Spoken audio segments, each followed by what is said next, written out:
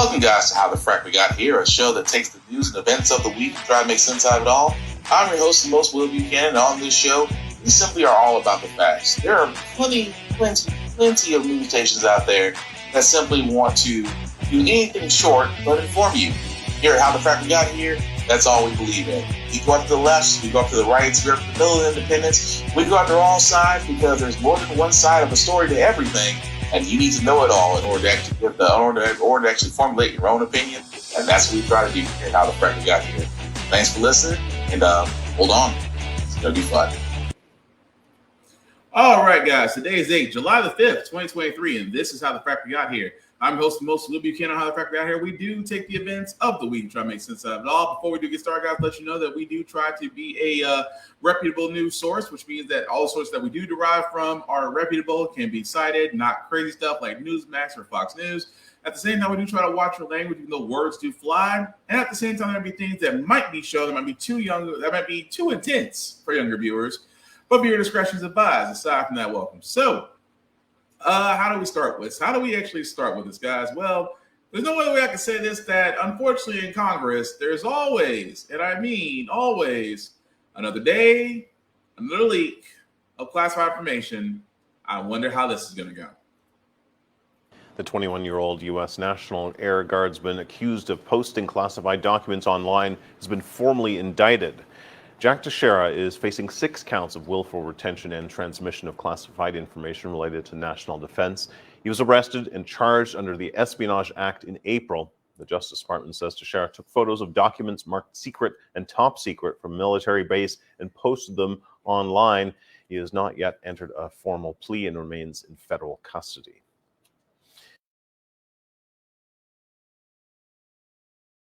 Now, what's crazy about that, guys, is that how many times, really and truly, have we heard this? That people that are in certain positions really shouldn't be giving away secrets. In this case, he was warned repeatedly, according to the prosecutors, about his mishandling of classified documents. I'm just going to throw something out here. If you've been warned repeatedly about how you handle very sensitive documents, maybe we shouldn't have him in that spot. At the same time, it just makes you wonder, really and truly. I mean, with former failure-in-chief President Trump having boatloads of documents, President Biden having documents when he was vice president, and Mike Pence having documents. Now, don't get me wrong, I get it. Sometimes you make a mistake, like leaving classified documents in your garage. But hey, you call it, you say, hey, this happened. Hey, you go through investigation. No harm, no foul. But this is starting to become a very, very, very disturbing trend when it comes to our national security, because the people that we decide to protect or believe they have enough clearance, I'm not saying it's all of them, but it seems that at least one or two starts getting through the cracks that shouldn't be able to. And even more so, what does that say about our vetting process? Because, a guy like me, because I always say when I used to go for IT, they used to have these things called security clearances. And your boy didn't do well with finances. So you always wonder, it's like, would they see me as a risk because of my inconsistencies in my financial literacy? I presume they did, so I never applied for those type of jobs. But it makes you wonder, if I myself, under threat of jail, would ever give away the nation's secrets, I wouldn't. Just because the fact of the matter is, nobody wants to go to jail, especially when you're a traitor, or at least violating the Espionage Act, or in this case, future Trump. But again, we'll see. The Supreme Court has gotten a lot of attention lately, and rightly should. Number one, that the Supreme Court needs to answer to somebody. That for it to be the highest court of the land, that there's ethics involved, and that some of their Supreme Court justices, Clarence Thomas, just to name at least one, Brett Kavanaugh, Amy Coney Barrett. And yes, if you're wondering, am I naming all the conservatives? Yes, because there seems to be a correlation with the fact that when you're a Supreme Court justice, it's almost like you answer to no one. It's like, yes, you are on the highest court in the land. That is true, but you still have to answer somebody. It's a little thing called checks and balances. But that's just one of the many things the Supreme Court have decided over the last couple of weeks But this case, and I always wonder how cases like this get to the Supreme Court. I really and truly do. Because in this case, a web designer decided to take this to the Supreme Court because they refuse to do work for a same-sex couple. And yeah, I'm asking the same question. How does a case like this get to the Supreme Court? So much of this litigation is in a wedding context, but okay, I'll roll with it. So I guess the baker is speaking. I guess the website designer, your client, is speaking. Presumably the florist is speaking, the photographer. What about the stagehand? What about the wedding singer? What about all those ancillary businesses that go into it? Are they all offering speech, or aren't they just there doing a job like they would do for any other couple? If they're doing a job and there's not speech involved, then the non-discrimination principles apply, and the First Amendment does not in the free speech context. And so I think you're overcomplicating it. As you open the court's decision, the majority decision by Justice Gorsuch is clear. There are clear tests in the law as to when speech is involved. We know when speech is involved. And here we have the written printed word. So there's no question that speech is involved. In terms of Justice Sotomayor's dissent, as the majority said, she's litigating a case that wasn't even before the court and on entirely different facts. So again, like you said, Americans should read the decision and decide for themselves. Okay, I'm in my hypothetical, counselor, I'm an atheist, and I'm in one of these ancillary businesses. And when couples get together in a non-religious environment or ceremony, I'm going to provide my services. But wait a minute, this is a religious wedding. I don't want a part of that. Is that okay? Well, I'm not sure what your atheist is doing. And so what matters is, are they being asked to... I'm a florist, I'm a photographer, I'm a web designer, or I'm a baker. But I'm an atheist, and I'm only going to provide these services for fellow atheists, even though I hold myself out to the public. It's about what the speech is that's being requested. Lori has always made distinctions based on what the message is that she's being asked to give voice to, and that's a critical distinction that the court reaffirmed. The test has always been whether the speaker's message is affected by what the government wants them to say. And that's the test that will continue to apply. The court didn't create new law. They just applied it in a cultural moment where some disagree with Lori's message.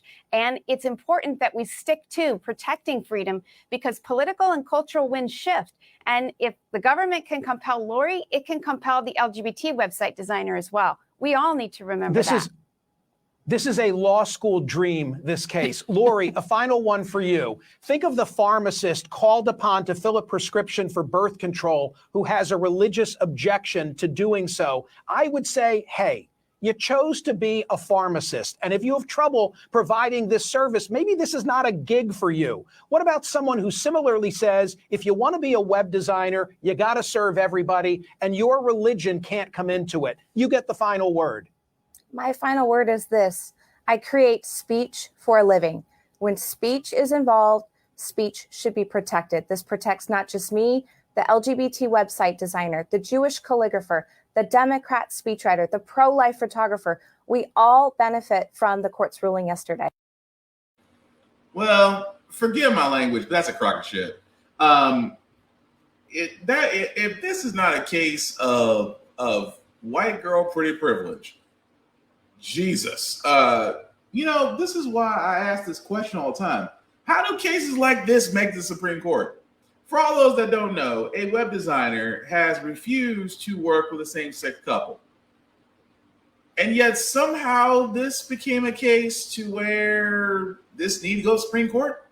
Let me tell you something. Every business has the right to refuse service. However, Business and Economics 101 tells you all the time, if business is knocking you, take it. It amazes me, like, well, it goes against my religion. If I'm a web designer that's running my own business, I am getting every effing customer I can get. Same-sex couples, come along. Heterosexual couples, come along. Jewish people, Jamaican people, I don't give a crap. It's money, it's income, it's building a clientele. Business 101 tells you not to kill your revenue stream, which is exactly what this woman did here, but she wanted to claim religion. It's just against my religion. And the CNN anchor does brilliantly, because what this sets is I like to call the Kim Davis paradox. Now, you remember Kim Davis? Remember the Kentucky county clerk that refused to serve same-sex marriages to couples? She cited her religion. And just like that anchor said in his example, if you're a farmer going to a pharmacy, say you're a pharmacist at a pharmacy and someone is getting birth control, will you give it to them, or you think that it violates your religious tendencies? If you said yes, don't be a pharmacist, because there's whether you're just in business in general, if you work at a business that isn't a church, in my opinion, if you work at a church, then let's just be honest, y'all are already BSing because you call yourself a nonprofit, but you still taking money. But that's neither here nor there. But any other spot where you're serving the general public, you are pretty much Switzerland. You're neutral. You want all the business you can get. That's like I said, if I'm a baker and a same-sex couple says we want a wedding cake, what do you want? How you want it styled? You want 3 layers? You want 4 layers? You want velvet? You want chocolate? What you want? Because that's going to be me. Because in my case, it's going to be like, what do you need? Because I will facilitate it for you. That's how I am. Because again, that's my business. The fact that you have her lawyer, which by the way is doing a great job of dancing around it, well, it's protecting all our freedoms of speech. Here's the one thing in business that a lot of people don't get. That as much as you try to bring back church and state, you cannot put religion and business together. The two don't work with each other because business has no religious morals. It doesn't. There are no religious morals in business because every customer, the only moral in business is that a paying customer is a served customer. That's it.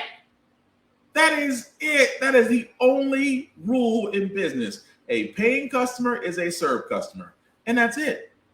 But you have individuals like her who swear up and down that their religious rights are being violated. Here's the thing, honey. Your religious rights cannot be violated if you are simply running a business that is advertised for goods and services that people may want to pay you for. And I don't care how successful I get in life. If my business is booming and folks want to jump in on it, then come on. Well, Will, what if you have people that you don't like want things from you? If they're paying, they get what they want. Because take the business or people aspect out of your head. If you're running a business, you need income. If you don't want to work for somebody else, you want to work for yourself, guess what? You need clients. Clients bring you income. That's how it works.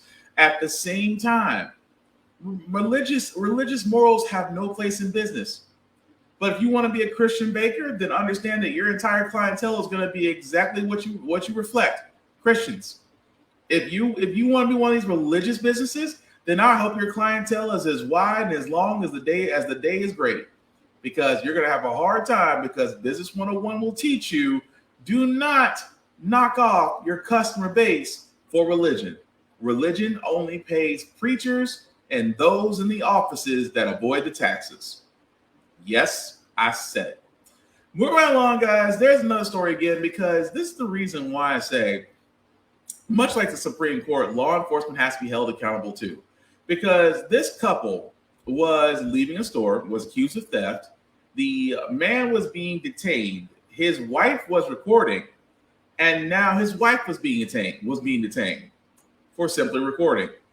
And yet they wonder why minorities don't trust law enforcement.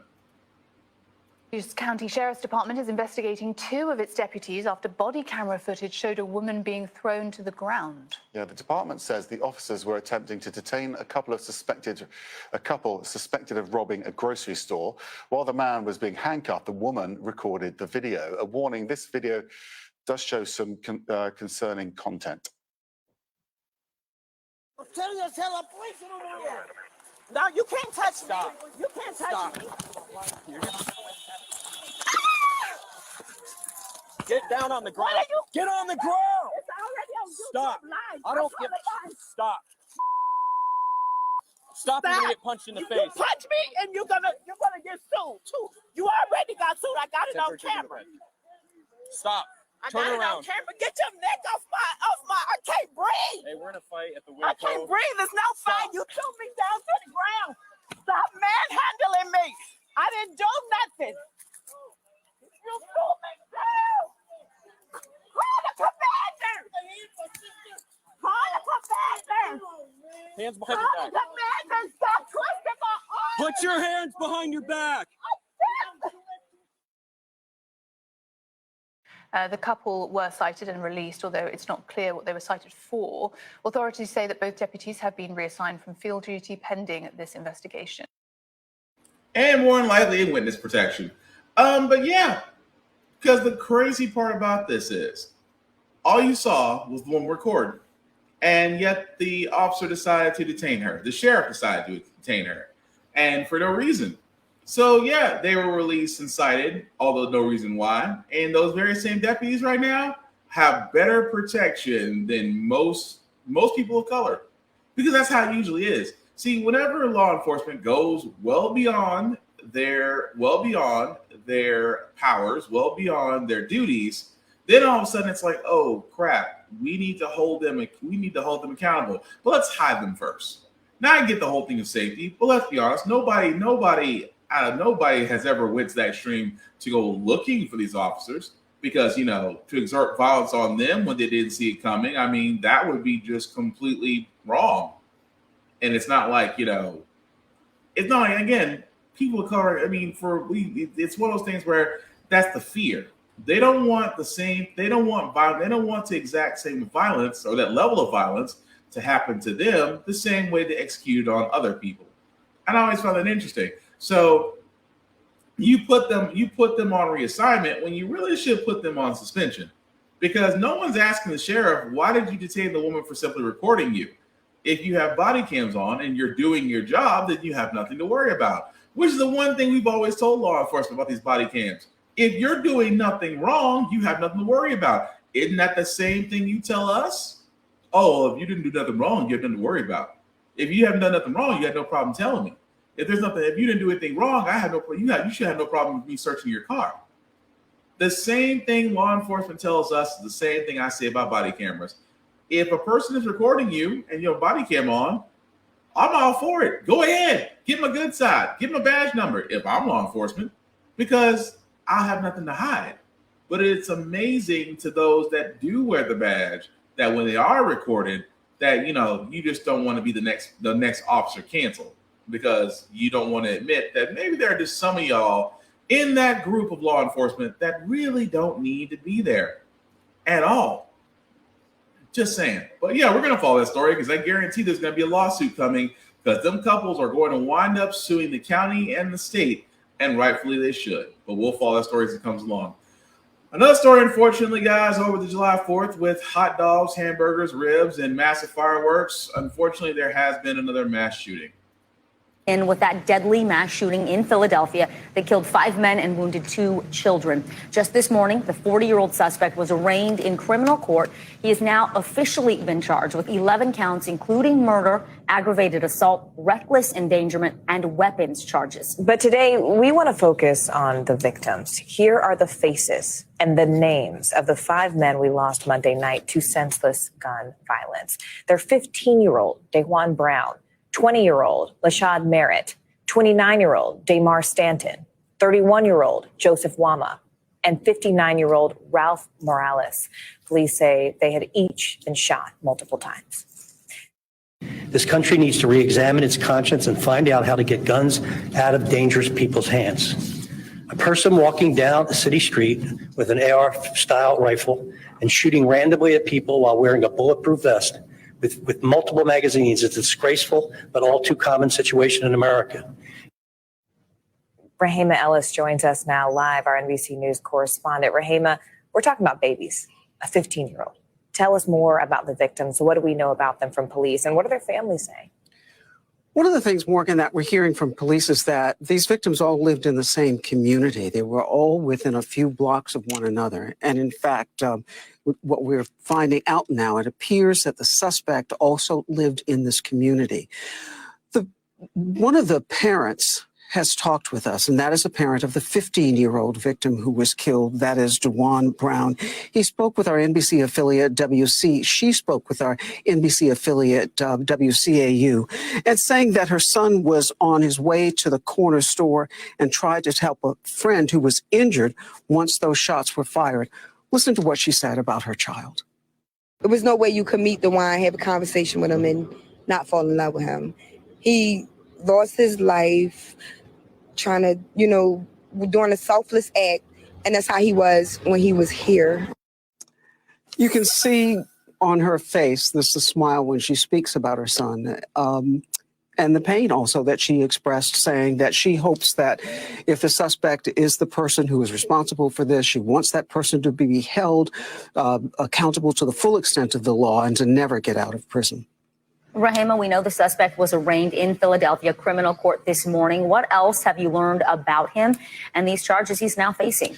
One of the things that we know is that he appeared in court via a closed circuit camera. A public defender was appointed for this suspect, a 40-year-old man. And we also know that he's being held without bail, while bail was set at $7.5 million. Authorities say that there's no bail that's going to be allowed. This person is not going to be allowed to get out from behind bars until there is a trial in this case. All right. And that's sad. It's sad that, again, we've had, well, I call it Grill Day. 4th of July really means nothing to black folks except for a day to be off work and grilling. But for those that might see it as independence, well, good for them. But on that day, we've had another mass shooting, another loss of life. There is really no other way to say this. Now, trust me, as the day is long, more is going to come out about this person. Let's just be honest. A lot more is going to come out about this person. A lot more is going to come out about the shooter. It is going to be interesting to see what they say about him. But again, I'm just going to be looking for the key terms. I'm like, how did he get firearms? Because I've said before, guys, gun reform in America needs to change, and the loopholes need to stop. I'm in Tennessee, one of the easiest places to get firearms. And I still say it to this day because no one's yet to prove me wrong. It is way too easy in Tennessee to get firearms if you know where to go. Because if you go to the spots where they don't do universal background checks, guess what? With cash and ID, you can buy a gun. You can buy a firearm. You can buy a rifle. Almost anything in your heart's desire, really. But at the same time, we don't have enough regulations. We don't have enough, and we don't have enough to where it makes people financially liable. I'll give it to Killer Mike, one of my favorite rappers, because he said it best and he learned from someone else. If you want things to change, you have to attack the money. You have to attack the money. Just like I said, if you want police brutality and shootings to stop, very simple. The police pension fund. There we go. If you take that fund and say anytime an officer is found at fault of unlawful arrest, if he's found at fault of loss of life, if he's found at fault of detainment, extreme arrest or abuse, things of that nature, pay the victims out of that fund. Watch how quickly police shootings, watch how quickly excessive force, watch how quickly all those things stop. Why? Because you attack the money. In the same sense, well, how do we stop shootings? Very simple. You pretty much attack the money. You're not making it completely and utterly impossible to buy guns. And again, as a firearms owner, I'm not against people owning firearms. But as I was trained and I try to tell others, constant training, constant due diligence, constant awareness it will not eliminate accidents, but it will severely reduce them. How do we solve for America? Easy. Background checks, making sure someone is mentally and physically fit to own a firearm, making sure that they don't have any red flags in their background, making sure that anytime personal or private sales are going on, that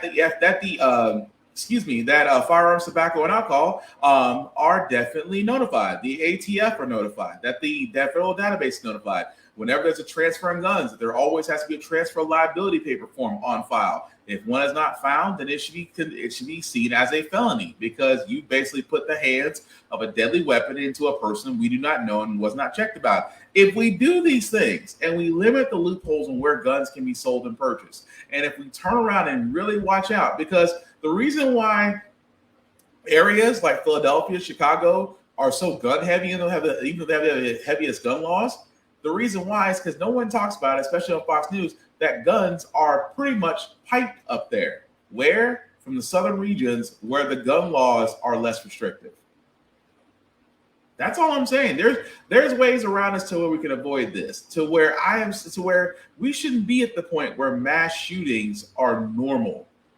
That's a scary part in society. We should not be at a level where mass shootings are normal, where we're desensitized to it. That's a scary freaking thought, actually. But again, I can't be the only one.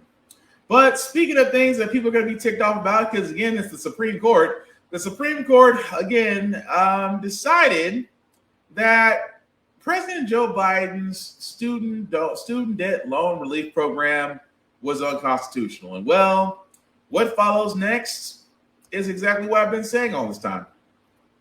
3-year payment hiatus during COVID, the clock is ticking down to a potential wallet buster. The Supreme Court decision means borrowers must resume paying off their entire student loans starting October 1st. I planned on saving for my home, possibly starting a family. 30-year-old Sharon Elliott still has $20,000 in loans. Just married, he and his wife must now put their plans on hold. My wife also has $53,000 student loans as well, so we're both going to be set back. With interest rates averaging nearly 5%, experts urge borrowers to make more than the minimum payment. If you make the minimum payment on your student debt, you're going to be carrying that debt for a very long time. The average student loan, $30,000. Now the Biden administration is developing a slow repayment on-ramp. Borrowers who can't make a payment for the first 12 months would not be penalized. And a plan called SAVE, an income-driven repayment program, would cut the minimum monthly payments in half from 10% of discretionary income to 5%. After 10 years of payments, loans of $12,000 or less would be forgiven. It's good for the economy. It's good for the country. It's going to be good for you. Meanwhile, public service workers, including first responders, nurses, and teachers, might also qualify for loan forgiveness. There are affordable ways to pursue college degrees, and in many professions and in many occupations, you absolutely do need those.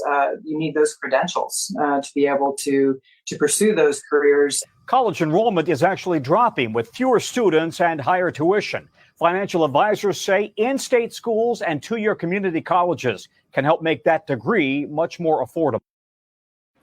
Actually, that's kind of bullshit, but I'm sorry. I apologize for my use of language. It really is. I can sit there and say the dangers of a heavily conservative Supreme Court. I could sit there and say it all day. The dangers of a heavily conservative-leaning Supreme Court. And do not think for 1 second companies like SoFi, like Advantage, like banks like Chase, those that offer private student loans, you don't think for 1 second they weren't lobbying against this? They were. And at the same time, I would not be surprised because those very same banks were the same ones going to Republicans and saying, we need to stop this. Because it were Republicans first that actually filed a lawsuit and said, we're doing this on behalf of banks who fear they may not get their interest payments. Think about what I just said. Banks are worried they will not get their interest payments, not the principal, the interest. That alone will tell you off the bat how messed up student loans and how they give them out in America is messed up. Because again, they'll give an 18-year-old. And keep in mind, 18-year-olds or younger going into college, they want to because we were all sold on the fact that in order to have a great career, you had to go to college, you had to get a degree. Most jobs require a degree. So, of course, for a lot of people that do come from income-impacted homes, may not have the funds to go to college because no one has explained every year that tuition has went up and the education has stayed the freaking same. At the same time, what do they always tell you? Don't look at it as a loan. Look at it as an investment in your future. Because at the end of it all, you'll be able to graduate, get a great career with a high-paying job, and be able to pay this back no problem. That was a lie. Because how many of us right now with one or multiple degrees or PhDs or doctorates are experiencing that joy? I guarantee it's less than 2% of you. Not when our minimum wage is still $7.29. Not when you have strikes going left and right, when the answer's always been more pay. Not when, as the journalist said at the end of that publication, that college enrollments are dropping because these kids are getting smarter. And I'm not knocking them for that. Because I'm not gonna lie, I am proud that I am a college graduate. I am proud. It's one of my aside from my son being born, it is one of the greatest accomplishments I hold dear. But if 40-year-old me could go back to 18-year-old me before I signed that college application, maybe I should look somewhere else. That's just being honest. Because for a lot of college graduates, the job market isn't there. It's changing, shifting. And a lot of these jobs now that are out there are not asking for degrees because they realize that the college market is getting smaller, that higher education is starting to become too high for others to really take a loan out and then be stuck in debt. And I, myself, cannot knock them for it. We just saw the story of a couple who just realized that they wanted to start a family. They were looking to start a family, buy a home, but now that each of them have student loans, they're going to be stuck for a period of time. Simply put, having student loan debt halts people. Because that's the thing about that. It's in your credit report. It's in your income to debt ratio. Student loans make up a lot of it. It will affect you buying a home. It will affect you buying a car. It will even affect you getting jobs because jobs check credit reports too. It'll affect that. So imagine that, if you will, that the only people this benefits is the banks. It benefits banks and those that own the banks, who have stockholders or have shares in those banks, who are salivating. Because keep in mind, the interest didn't pause. It just collected as this whole thing went on. So this is the reason why certain banks and those that offer student loans are salivating right now, because guess what we're going to get? A crap load of interest payments. The principal doesn't even hit yet. And that's the thing about with student loans. It not only will affect the person from moving forward and trying to really enjoy a life instead of having to constantly work and beat the system. You must make more than minimum payments. It's a little hard to when your check hasn't increased, but all your expenses have. Because, again, nobody wants to decide between paying for the rent and paying off your student loans, and then, oh, crap, I somehow have to make it to the next payday. But, again, this is the part where I have a problem with this. Because Biden, I'm not saying Biden didn't do enough. I'll still say Biden didn't do enough. He took a small number. He says, I'm only going to knock off 20,000 for every eligible American. Republicans are like, and this is the timeline. Republicans were like, oh, well, you can't do this for all. You can't do this for all of them, just for government loans. Okay, fine. Let's do it for government loans. Well, you can't do it for them either because it's unconstitutional. You don't have the power to do that. There's not a law in the Constitution that says I can't. Well, we're going to sue you because you know what? You're just being unconstitutional. You can't do what you want. The simple fact of the matter is you had a orange and Dorito-laden dictator that wanted to do what he wanted for 4 years, and Republicans didn't say spit. This is the point I'm getting at, guys. If you really look at it, the fact that our system runs on debt. Because if citizens did not have debt, America would be in trouble. That's the system they built it on. That a good number of us have to carry debt in order to spend. We spend and spend and spend, and we never get out of the holes we're in, but we fill up the pockets of those above us. And those that have influenced laws and things of that nature. That's the truth. So again, it does hurt my soul because I am one of those ones that have student loan debt, and that I always feel like I will never see the outside of it because that's how it's designed. if I was one of those reporters, I'd ask Biden, so what are you going to do moving forward, you and the Democrats are going to do about how student loan debts or how student loans are given to students moving forward? Will you curtail them? Will you put a cap on them? Will you limit how much and how banks can approach them? Because to me, that's predatory lending. It is. Banks are still allowed to go out there and say, well, you can get this and that, and don't worry about it. I know you'll be able to pay that back. They're still allowed to do that. So if I was a person, I would ask the president. I would ask the Democrats, what you going to do? Because Republicans, surprisingly enough and scary enough, believe they have a plan. And I know Republicans and plan, I get it. I know. But here's what their plan is. The alternative is called the Federal Assistance to Initiate Repayment, otherwise known as the FAIR Act, which they say allows student loan borrowers to access affordable and burden-free repayment options. Among other changes, it would require the Education Secretary to make at least 12 notifications to borrowers before repayment begins, including options for repayment, the deadline, and more. This would also create an income-driven repayment plan set at 10% of borrowers' discretionary income and would automatically have borrowers repaying based on their income. Interest would be paused, and half of a borrower's payment would go toward the principal for those with adjusted gross income that is less than 300% of the federal poverty line, or $45,675 for people under 65. The FAIR Act would also offer various deferment forbearance options such as medical residency and active duty military and National Guard duty. Let me tell you something. This is bullshit. And I know, I apologize, because for a lot of people are wondering, wait, income-driven repayment plans, isn't there something? Yes, it's already there. The FAIR Act is nothing more than lip service. It is. I just read off that they're basically saying, oh, well, the Secretary of Education has to notify borrowers 12 times and let them know about the repayment loans.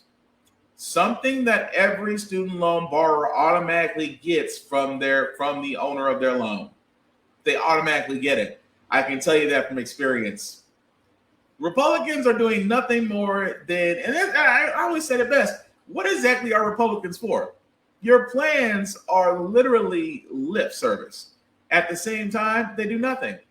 But they do not care. Republicans do not care about American citizens, and I don't know how many other ways I could say it, because their whole entire FAIR Act is bullshit.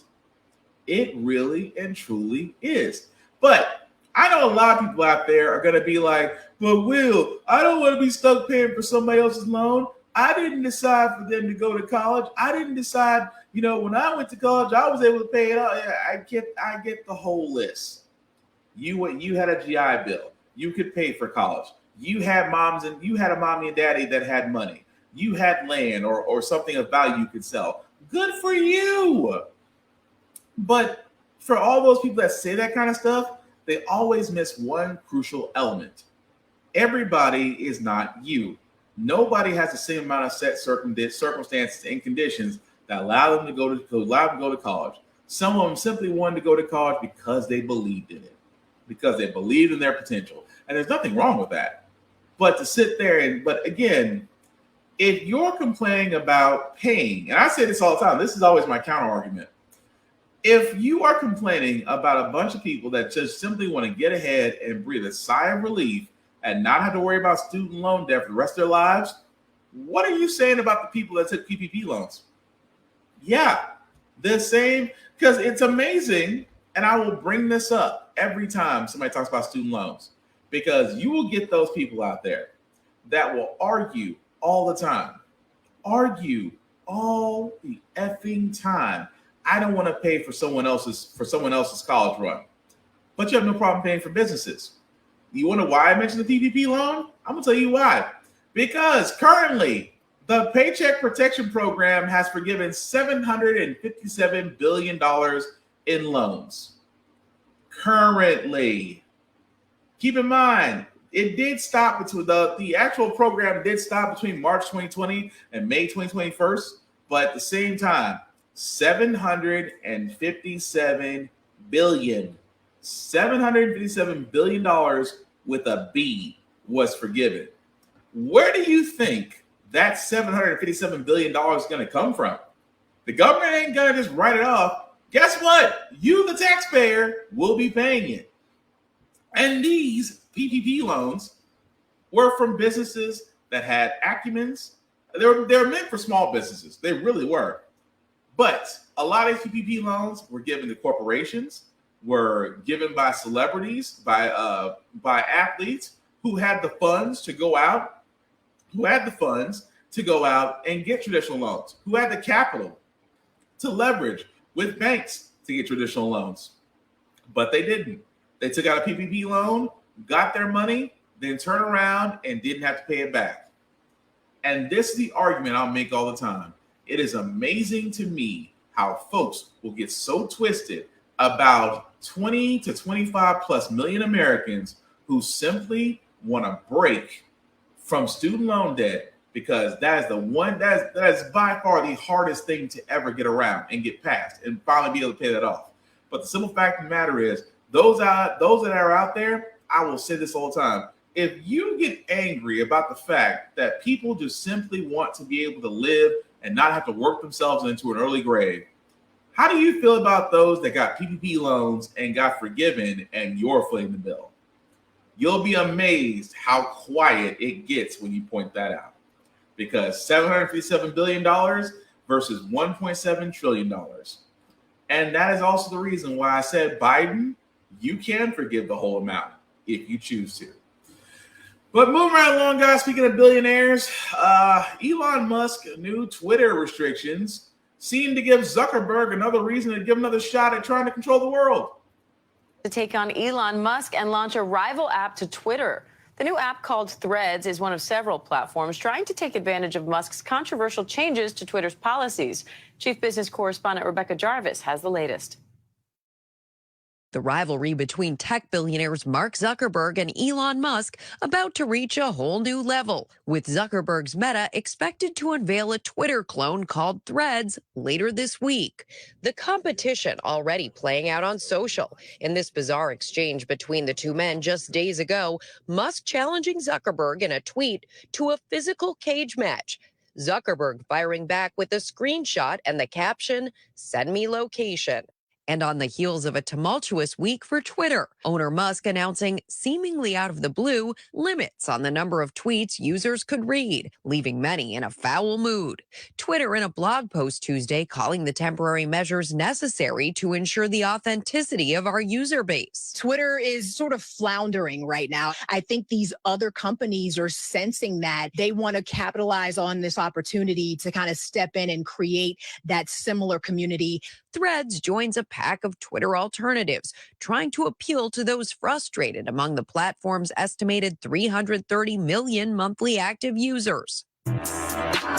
Fledgling app Spill seeing more than 120,000 new users in the last 3 days. With the changes on some of these other platforms, we absolutely saw an uptick in interest, and I think it's been an opportunity for a lot of people to really discover Spill, be like, hey, okay, this is interesting. Musk has been ruffling feathers since he took over Twitter, changing content moderation policies, charging users to be verified, and more.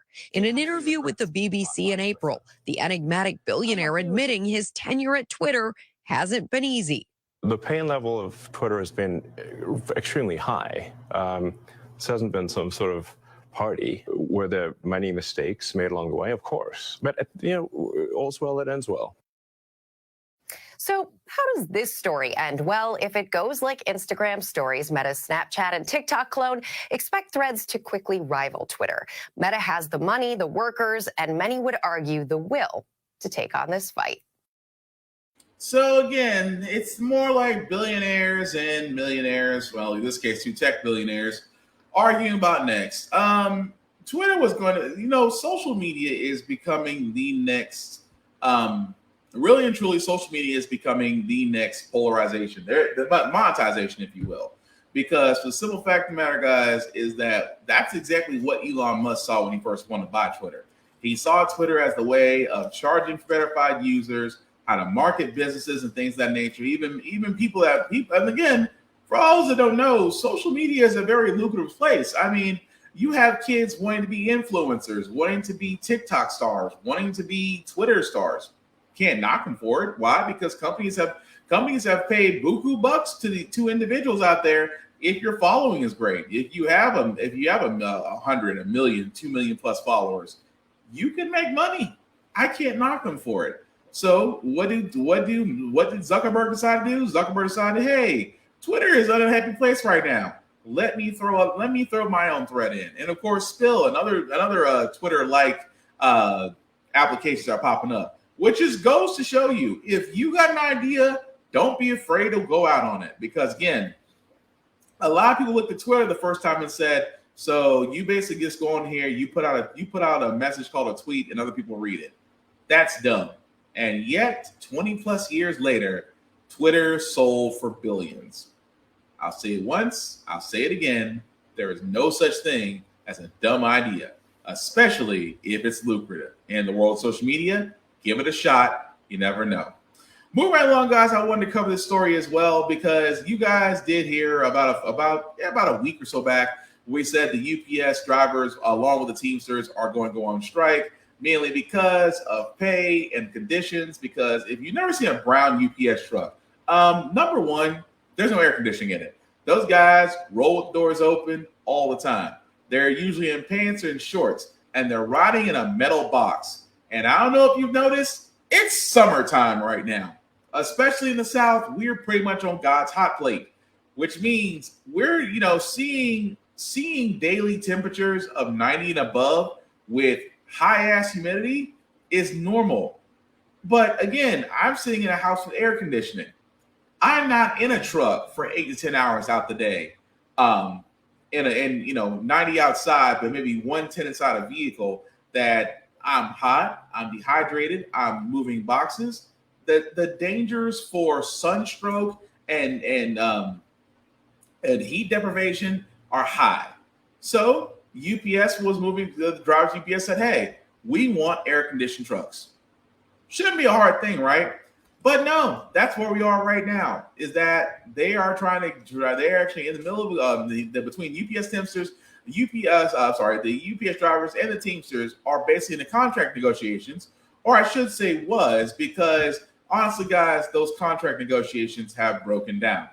They said that, of course, if you listen to both sides, quote unquote, union officials said that UPS walked away from the bargaining table after presenting an acceptable offer, specifically in regard to the economic package. UPS said, despite UPS's historic offer that builds on our industry-leading pay, that the Teamsters were the one who abandoned negotiations. We have not walked away, and the union has a responsibility to remain at the table. So, again, the end of the contract is on July 31st, where the UPS workers have already organized a strike. And I don't blame them, because this is the thing I keep saying all the time, that we are going to see more and more of workers going on strike, because we have yet to solve the labor pricing problem in America. That it's always been, and we're starting to see this, because you see countries like China, you see countries that have mass production, but the pay is low. We see it all the time. Matter of fact, isn't there a company called Shein that's in trouble right now because they approve the working conditions in China? Approve the working conditions. The same place where Apple and Nike shoes are manufactured and sold here in the U.S. And trust me, you don't want to see the working conditions there, nor the pay that the workers are given. But it seems America has figured out China and how they do things, because I'll keep pointing this all the time, that our minimum wage is still $7.29 an hour, that everything has gone up at your paycheck. Food is at least 25% more than what it used to be. Gas, electronics, video games, other devices, even your utilities have all went up. And yet at the same time, your paycheck hasn't. And it's starting to affect businesses. I have been saying that. UPS and FedEx are not, and trust me, you don't want UPS and FedEx to fall off. I'm still waiting for the United States Postal Service. I'm still waiting for them to go on strike, honestly. I am waiting for all of logistical services in the U.S. to go on strike, and watch how quickly you get everybody's attention when delivery service halts. You'll get everybody's attention quickly, but this could all be solved, especially on the UPS side. Give them air-conditioned trucks, give them more pay. But that's the thing about it when you're dealing with these corporations. This is why I sit there and say the hardest thing for these corporations to get is the fact of the matter is it's easy to solve. If you pay the workers more, well, what about our bonuses? You will still get them. See, this is the thing that corporations and rich people won't say. If you pay people more, there's always the fear that they will get less at the table. But here's the thing about rich people and corporations. If they pay people more, they will not go broke tomorrow. It's like the fast food analogy. If tomorrow McDonald's turned around and started paying their workers starting at $24 an hour, that the price of the Big Mac would be $10 to $12 for a meal. Have you been to McDonald's recently? Forget the dollar menu. The dollar menu was a thing of the past. $20 doesn't get you nowhere at fast food restaurants anymore. McDonald's especially when you're feeding more than just yourself. I mean, you've got like a family of 4, let alone more than that. But that's the point I'm getting at. That the price of the American dollar, when put in the hands of an American citizen, isn't spit anymore. But at the same time, deciding not to pay the American workers more leads to the fact that you will be paying more in the end. Because if you haven't noticed, out of all these strikes, none of these strikes have ended to where the workers have accepted less for the same power. They've gotten more. At the same time, if I am one of the biggest logistical companies out there of the world, and right now you have a bunch of your drivers that are about to go on strike at the end of the month, if I was the person running the show, pay them and get Mr. Cool installed in each of those trucks yesterday. But again, we'll see. But unions work. I have said it before, and I will say it again. And you can quote me on this. There is no such thing as corporate loyalty. The days of working for the same company for 10 to 20 to 30 years and expecting that same level of respect and dedication from them is gone. It's gone. Simply put, do what is best for you. But at the same time, if I was UPS, pay the folks before you have a bigger problem at the end of the month. But our last story, guys, before we get to our feel-good segment is, again, with California, which I had a little bit of hope. Because in California, there was a panel that was looking into reparations for Black people in the state of California. I thought it was a good idea. I thought it was a great way to keep the conversation going. I still believe that reparations should be held for slavery. But yeah, a task force was set together to look into how to get reparations for Black people who were descendants of slaves. Now, looking at this, the task force proposed more than 100 statewide policies to address generations of discrimination and racial disparities. But the report does not show any monetary compensation for the harms of slavery and systemic racism, which basically says still the report does not issue a concrete dollar amount owed to people who are able to demonstrate that they are the descendant of either an enslaved African-American in the United States or a free African-American living in the United States prior to 1900. This 500-page report that was released last year was basically the catalyst for this. But the thing about it is, guys, you can go look this up yourself, but realistically, the fact that there's not a monetary amount suggested goes to show you, for the simple fact of the matter, that America refuses to acknowledge that, hey, we should not be paying for this. Now, a lot of people out there are saying, well, why do we keep bringing up reparations if they're never going to pay for it? Well, because America's had a history of it. America has had a history of paying reparations, just not to Black people. And I'll prove it. Case in point.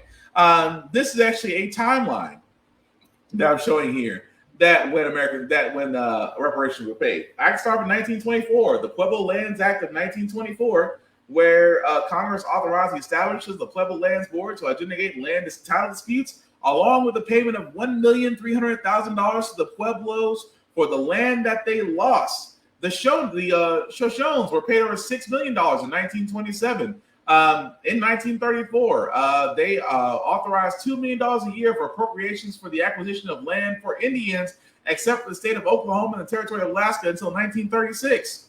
In total, $5.5 million was appropriated for 400,000 acres of land. In the 1950s, the Navajo Hopi Rehabilitation Act was passed, where $88,570,000 over 10 years was paid for a program befitting the Navajo and the Hopi. In 1968, in the court case of the Tlingit Haida Indians of Alaska versus the United States, the plaintiff tribes won a judgment of $7.5 million. I can keep going. I can literally keep going. Where 1971, around 1 billion plus 44 million acres of land was paid to the Alaskan Natives Claims Settlement Act. 1980, 105 million was paid to the Sioux of South Dakota for seizure of their land. 1986, 32 million were paid per the 1836 treaty for the Ottawas of Michigan. 1988, the Civil Liberties Act, where Ronald Reagan signed a bill providing $1.2 billion and an apology to each of the approximately living 60,000 Japanese Americans who have been in internment camps since World War II. Additionally, 12,000 an apology were given to 450 Ugandans for internment during World War II, and a $6 million trust fund was created for their communities. You cannot, and again, that's just 1988. To sit there and say that we do not deserve reparations is bullshit.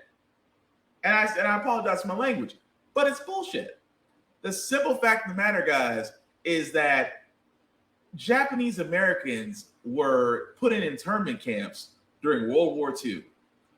At the same time, $1.2 billion, that's $20,000 per person, and an apology. And then a $6.4 million trust fund was created for their communities, for Ugandans. I'm waiting for the bullshit. I'm waiting for the bullshit.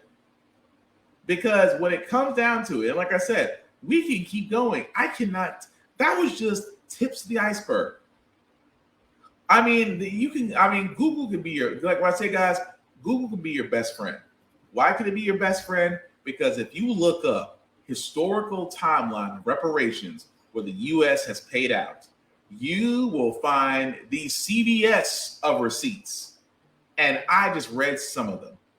Because if I went down that list, I would still be going for the next couple of hours. Why? Because for the simple fact of the matter, guys, that they have no excuse. That when it comes down to it, they do not want to pay, even though that they should. Even though those who are part of that task force should give a number. Because you know why? Because if you don't believe, and I say this all the time, that one race got ahead of another, one race got a 400-year head start on economics and progression, while the other race is still trying to catch up. If that doesn't deserve reparations, I don't know what does. But I'm just pointing that out. We can pay everybody else reparations except Black people.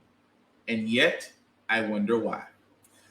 But moving right along, guys, we're going to go into our feel-good segment. As usually how the Frack got here, we do cover a lot of things that are doom and gloom. Sometimes make you lose your faith in humanity. But hey, we're still recovering from the 4th of July, and it is the middle of the week, which is hump day, which is leading us to Thursday, which is Friday, which is Thursday, which is Friday, which is Friday.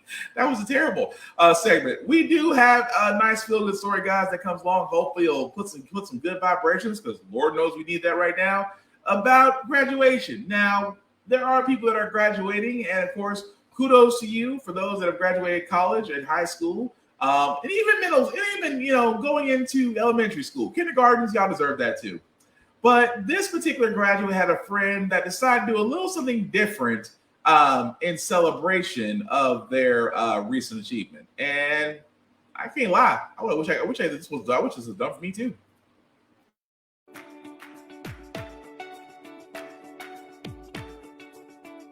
Back in December, after I had defended, my college roommate, Elizabeth, reached out to me and was like, hey, I would love to like celebrate you. This is such a hard thing. You worked on it for a really long time. I was thinking about a gift registry. And my first instinct was like, oh, no. That's like too much. It felt like I was, going to be telling people to like reward me for this work. And she kind of had to massage it a little bit. She was like, you're not doing it. I'm going to be doing it. You worked really hard for this. You have put your entire life on hold for this research. The work that you're doing is something that could potentially help other people.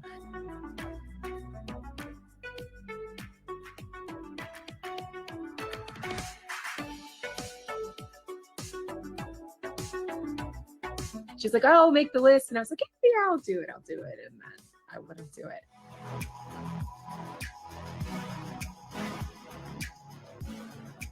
We want to celebrate you. You need to sit down. You need to make a list of things that would bring you joy, that you need, but also things that you would really like. And so that's what I did. I sat down, I made a list. She sent it to everyone who had RSVP'd to my dissertation defense. She was very intentional about like, I want to make sure that you are celebrated in ways that are meaningful to you. One of the things that has gotten the most reaction has been about how women should be celebrated beyond marriage and babies. We were in conversation about how often women are thought about in relationship to other people, whether it's as a caretaker, as a mother, or as a wife, and how it's not necessarily like a reward or anything like that, but it is an acknowledgement that your life is changing. People want to be a part of that community and support you. And so for me, my life was changing because I was finishing my doctorate, and she was like, this is a seminal point in your life, and I want people to be able to support you in community regardless. You can have great change and great fulfillment brought to you if you never have children, if you never get married. I'm not against that. That was a very great thing that her friend did for her, was to basically do a gift registry, because usually when you see gift registries, same way, it's either for, announcement of a pregnancy or things of that nature, but not for college graduates. But I thought that was cool that, we should, and like we said, we shouldn't only reward women for marriage and babies. And I was like, you know what? You're exactly right. We should be able to support people. And I've said it, and I have actually said it many times, as I usually say as I wrap up this show, is that we do need to be more about supporting others. Again, if you know somebody that's graduating, or someone that's starting a business, someone that's starting a new, starting out with an idea, or just doing something different, and they're putting their heart and soul into it, and being a friend, just support them. Sometimes, like I said before, social media, it doesn't take much to share what they're doing if they make it public, and if they, give the okay to. You don't want to share something they may not be ready for. But the point I'm being is, you can be a great friend. You can share it. You can share that. You can promote it on your page. You can give, if you can give or be monetary and giving, then do so. But we need to be more about sharing, uplifting others. As I've said at the end of this podcast, be more about sharing, be more about uplifting others, be more about doing things outside of being negative. When we, instead of trying to hold the door and be a gatekeeper, bust it open and actually help others get ahead. Unify. That's all I'm saying. That's all you got to do. Support them the same way you would support Beyonce if she knew you was breathing. I'm just saying, be how I do all the time. Why can't you? But that's going to do it for this podcast, guys. I think you all for liking, for poking your head in, for sharing it, for letting people know about it. From the bottom of my heart, I appreciate it. Some shameless plugging. Pause before we do get out of here. Shout out to my boy Vaughn at Big BZA Dot, where you can find him, BBZA Dot, on all social media. His YouTube page with plenty of beats. And if you are interested in buying beats from him, definitely check him out, as he is working on new beats for the show. I can't wait to actually put those to work. But definitely check him out, Big BZA Dot, on all social media. As for myself, guys, you can find me BlackFox447 on all social media. I usually do reviews on everything that I watch, that I read, that I play, gym stuff because, sometimes do a couple push-ups. At the same time, guys, I'm going to make the link at the bottom so a wee bit bigger for you guys to see. If you copy and paste that into your browser, it'll take you to the link tree. That's the YouTube and Facebook groups for all of my podcasts. How the Frack We Got Here, Get Bit, and of course, off on this podcast. Like, share, and subscribe. I would certainly appreciate it. And let me know what you guys thought of everything we discussed, because I do want to keep the conversation going, but keep it about the conversation. No pot shots, no being petty. The whole idea of it all is to continue the conversation. That's how it works. At the same time, guys, all of our podcasts can be found wherever podcasts can be heard or watched, or both, depending on if you want some ugly mug or not. But definitely download us. What I mean by that is Google, Apple and Google Podcasts, and Spotify and Stitcher, and YouTube. Like I said, trying to branch out. And also, we're also on Opulence Radio and Always Record TV as well. So that being said, guys, as I wrap this up, again, as the heat is on, please be very careful. Please make sure you have water. Please make sure you're hydrating. Please don't push it, because right now the sun is like the sun in Super Mario Brothers 3. It is out to take us out. Again, be safe, be smart, be covered, be hydrated. That's all I'm asking for. The last thing I'll say about how the Frack We Got Here, guys, is all about staying informed. We are not trying to reinvent the wheel. We are simply giving you all the information, allow you to make up your own mind, but we do provide a lot of perspective that goes along with it. We do a lot better as society once we're informed. We're progressive. We move forward. We try to right the wrongs of our past by making decisions now that we should have done back then, like electing our first black person to Supreme Court, black woman Supreme Court, electing our first black woman to the Federal Board of Governors, electing our first black woman as the National Cybersecurity Defense Advisor. All great things. When we don't learn from history, we are doomed to repeat it. That's why we keep asking ourselves, why does everything go up by my paycheck? Why are we electing different officials but still the same old game in Congress? And most importantly, how the Frack We Got Here. Thank you all for watching, guys. Take care of yourselves and each other, and we will all get through this. Peace.